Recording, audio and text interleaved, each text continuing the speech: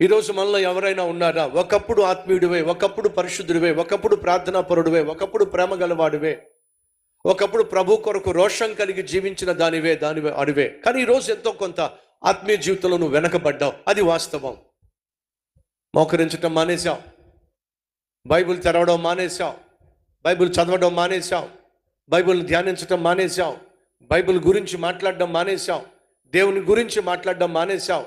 అసలు దేవుని గురించి ఆలోచన లేని నీ జీవితంలో తక్కువైపోయినాయి.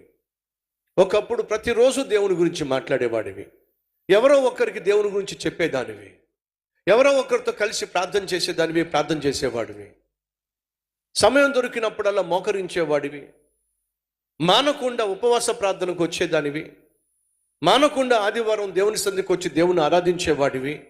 కానీ ఎంతో కొంత నీ ఆత్మీయ జీవితంలో వెనకబడిపోయావు. అది ఏమాత్రం నీకు క్షేమం కాదని, అలా వెనకబడినప్పుడే సైతాను నిన్ను వెనక్కి ఈడ్చుకుపోతాడు అనే సత్యము గ్రహించాలనే ఎంత స్పష్టంగా దేవుడు దావీదు యొక్క జీవితం గురించి లిఖింపజేశాడు. దావీదు తన ఆత్మీయ జీవితంలో వెనకబడిపోయాడు. తనలో ఉన్నటువంటి ఆత్మీయ ఆతృత కాస్త తగ్గిపోయింది. యుద్ధానికి వెళ్ళవలసినప్పుడు యుద్ధానికి వెళ్లకుండా ఇంటి దగ్గరే పడుకోవడం, వేలాపాలా లేకుండా పడుకోవడం, బాధ్యతలు మర్చిపోయి జీవించటం, దేశ రక్షణ కోసం ప్రాణాలకు తెగించి యుద్ధం చేయాల్సినటువంటి దావీదు యుద్ధం చేయడం మానేశాడు, యుద్ధానికి వెళ్ళడం కూడా మానేశాడు. ఎంతో కొంత బాధ్యత రాహిత్యంగా జీవిస్తున్నాడు. పైపెచ్చు మధ్యాహ్నం అంతా పడుకున్నాడు, సాయంత్రం లేచాడు, మిద్ది మీదకి వెళ్ళాడు, చూడకూడని దృశ్యం చూశాడు. ఆ తర్వాత అదే ఆలోచించాడు. ఆ తర్వాత ఆమెను పిలిపించాడు, ఆమెతో పాపం చేసేసాడు. అలా పాపం చేసిన తర్వాత ఖచ్చితంగా దావీదు చేయాల్సిన మొట్టమొదటి పని ఏంటంటే పశ్చాత్తాపడ్డం. ఎందుకంటే దేవుడు ప్రతి మనిషికి మనస్సాక్షినిచ్చాడు. నువ్వు తప్పు చేస్తున్నప్పుడు, నువ్వు అబద్ధం ఆడుతున్నప్పుడు, నువ్వు బూతులు మాట్లాడుతున్నప్పుడు, నువ్వు ఇతరులని గాయపరుస్తున్నప్పుడు, చేయకూడని పని చేస్తున్నప్పుడు, చూడకూడని వాటిని చూస్తున్నప్పుడు నీ మనస్సాక్షి నిన్ను గద్దిస్తుంది. తప్పు చేస్తున్నావు, తప్పో తప్పో తప్పో అని నీ మనస్సాక్షి గద్దిస్తుంది. అలా గద్దించినప్పుడు పరిశుద్ధాత్మ దేవుడు ఏం చేస్తాడు? నిన్ను ప్రేరేపించి పశ్చాత్తాపంలోనికి నడిపిస్తాడు. అందుకే ఆత్మ సంబంధమైనటువంటి దుఃఖము మనసుకు మార్పును తీసుకొస్తుంది. ఆత్మ సంబంధమైన దుఃఖము అంటే దేవుని ఆత్మ చేత ప్రేరేపించబడినప్పుడు నీలో వచ్చే దుఃఖం ఏం చేస్తుందని మనసుకు మార్పును తీసుకొస్తుంది. దావీదు జీవితంలో ఎందుకో అది కూడా కరువైపోయింది. మొదటి యోహాను అనగా యోహాను రాసిన మొదటి పత్రిక 3వ అధ్యాయము 19వ వచనంలో చక్కని మాట రాయబడింది. ప్రతి ఒక్కరు ఖచ్చితంగా దాన్ని అండర్లైన్ చేసుకోవాలి. యోహాను రాసిన మొదటి పత్రిక పేజ్ నెంబర్ 222 చదువుతున్న 19-20 వచనాలు. ఇందువలన మనము సత్య సంబంధులమని ఎరుగుదుము, దేవుడు మన హృదయము కంటే అధికుడై సమస్తము ఎరిగి ఉన్నాడు గనుక. ఇప్పటి నుంచి అండర్లైన్ చేసుకోండి.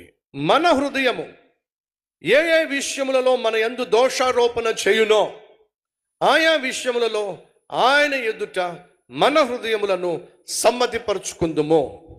మన హృదయము మన ఎదుట దోషారోపణ చేస్తే, మీ హృదయము మిమ్మల్ని గద్దించినట్లయితే నువ్వు చేస్తుంది తప్పో, ఏమిటి నువ్వు మాట్లాడుతుంది, ఏమిటి నువ్వు చూస్తుంది, ఏమిటి నువ్వు చేస్తుంది, ఎక్కడికి వెళ్తున్నావు, ఏం చేసి వస్తున్నావు, నీ హృదయం నిన్ను గద్దించినప్పుడు నువ్వేం చేయాలట?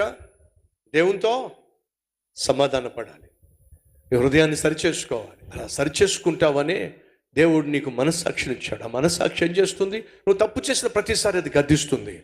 ఆ కుర్రాడు కిరాణా షాప్లో పనిచేస్తున్నాడు.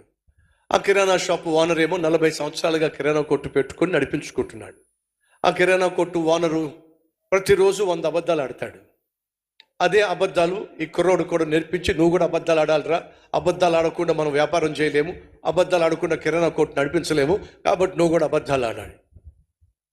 ఆ కుర్రోడు పాపం ఇంక తప్పని పరిస్థితిలో అబద్ధం ఆడిన ప్రతిసారి నిలబడిపోయేవాడు. చచ్చా మళ్ళీ అబద్ధం ఆడాను, చచ్చే అసలు అలా అంటాడు, అబద్ధం ఆడొచ్చా, దేవుడు చూస్తున్నాడు కదా అని చెప్పి ఒక మూలకెళ్ళి తను తిట్టుకునేవాడు, తను తిట్టుకునేవాడు. చిచ్చి అలా చేయకుండా ఉండాల్సింది. రే ఏంట్రా, ఈయనొకడు మళ్ళీ వెళ్ళేవాడు. ఏంట్రా, ఏం లేదులేండి, నా మనసు అంతా బాగాలేదు. ఏమైందిరా, మళ్ళీ అబద్ధం ఆడాను. ఒరే అబద్ధం ఆడితే మనసంతా బాగుపడడం ఏంటరా? నా మనస్సు ఒప్పుకోవట్లేదండి, నా మనస్సాకి గద్దిస్తుందండి. ఒరే పిచ్చోడా, 40 సంవత్సరాలుగా కిరాణా కొట్టు పెట్టా, రోజు కనీసం 100 అబద్ధాలు ఆడతా. ఎప్పుడు నాకు బాధ అనిపించలేదురా, ఎప్పుడు నా మనస్సాక్షి నన్ను గద్దించలేదురా. నీకేంట్రా చిన్న అబద్ధం ఆడితే మనస్సాక్షి గద్దిస్తుంది, మనసు పాడైపోయింది, చిచ్చి చాచా అంటావేమిట్రా అని అంటే వాడు ఏమని చెప్పాడు తెలుసా అండి? సార్, చచ్చిపోయిన శవం మీద 10 బియ్యం బస్తాలు పడేశారు అనుకోండి, అదేం చేస్తా చెప్పండి? ఒరే, చచ్చిపోయిన దానికి చలనమే ఉంటుందిరా. చచ్చిపోయారు కాబట్టే మీరు చలనం లేదు, ఇంకా బతుకున్నాను కాబట్టే నా మనస్సాక్షులను గద్దిస్తుంది, అందుకే ఏడుస్తున్నా. ఈరోజు మనలో ఎంతమంది మనస్సాక్షి బ్రతుకుందే? నువ్వు తప్పు చేస్తున్నప్పుడు, నోరు పడేసుకుంటున్నప్పుడు, ఎదుటి వారిని గాయపరుస్తున్నప్పుడు, అబద్ధం చెప్తున్నప్పుడు, అపవిత్రమైన వాటిని చూస్తున్నప్పుడు, నీ శరీరాన్ని మలినం చేసుకుంటున్నప్పుడు, దేవుడు చూస్తున్నాడు అనేటువంటి ఇంగిత జ్ఞానం కూడా లేకుండా నీ ఇష్టం వచ్చినట్టుగా నువ్వు జీవిస్తున్నప్పుడు నీ మనస్సాక్షి నిన్ను గద్దిస్తుందా? నీ మనస్సాక్షి నిన్ను గద్దిస్తుందా?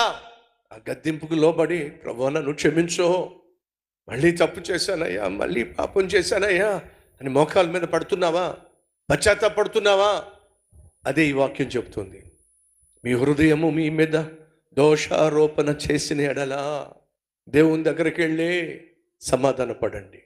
దేవుని కోపం రేపారో, పాపం చేసిన ప్రతి ఒక్కడు దేవుని కోపాన్ని రేపుతున్నాడో, పాపం చేసిన ప్రతి ఒక్కడు దేవుణ్ణి గాయపరుస్తున్నాడో, పాపం చేసిన ప్రతి ఒక్కడు దేవుణ్ణి మళ్ళా సిలువ వేస్తున్నారో,